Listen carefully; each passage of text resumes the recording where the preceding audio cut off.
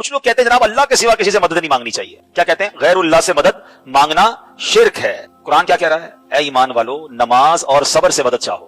نماز اللہ ہے؟ جواب دیجئے نا. صبر خدا ہے؟ نہیں. تو جب نماز اور صبر سے مدد مانگنے کا قرآن حکم دے رہا ہے تو اس کا مطلب غیر اللہ سے مدد مانگنا تو شرک نہیں ہو سکتا.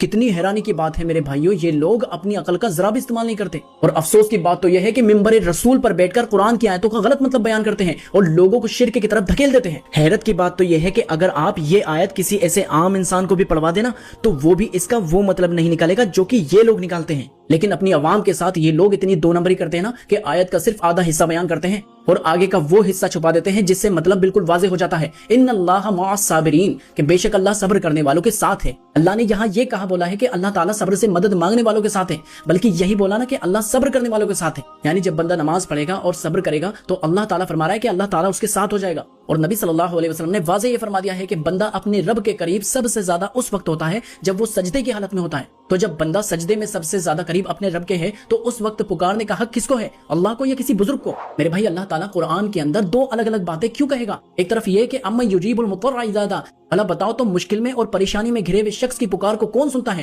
کیا اللہ کے سوا کوئی اور الہ بھی ہے؟ اور دوسری طرف یہ کہہ رہا ہے کہ یا ایھا الذین آمنوا استعینوا بالصبر والصلاۃ، اے ایمان والو صبر اور نماز سے مدد چاہو. اگر تمہارے عقیدے کے مطابق اس آیت کے اکارڈنگ بزرگوں سے مدد مانگنا ثابت کرتے ہیں تو یہ قرآن کی دونوں آیتیں آپس میں ٹکرا جائیں گی، جبکہ حقیقت یہ ہے کہ یہ دونوں آیتیں ایک ہی بات سمجھا رہی ہے. لیکن یہ لوگ آیتوں کو اس طرح کاٹ کے پیش کرتے ہیں کہ لوگوں کو اصل مقصد سے دور کر سکیں. آج امت میں جو سب سے زیادہ گمراہی پھیلی ہوئی ہے نا، اس کا ایک بڑا سبب یہ ہے کہ اندھی تقلید کرنا. لوگ دلیل ہی نہیں دیکھتے، بس دیکھتے ہیں کہ بات کرنے والا کتنا بڑا مولانا ہے، اور جو شخص قرآن اور صحیح حدیث کے ریفرنس سے بات کرتا ہے تو اسے گمراہ کہہ دیا جاتا ہے. میرے بھائی قیامت کے دن نہ کسی پیر کا نام کام آئے گا نہ کسی بزرگ کی نسبت، بلکہ جب کچھ لوگ اپنے بڑوں کی وجہ سے جہنم میں ڈالے جائیں گے جنہوں نے انہیں شرک میں مبتلا کیا تھا، تو وہ اللہ سے کہیں گے کہ اے اللہ ہمارے وہ بڑے کہاں ہیں جنہوں نے ہمیں گمراہ کیا تھا؟ آج ہم انہیں اپنے پیروں تلے روندنا چاہتے ہیں.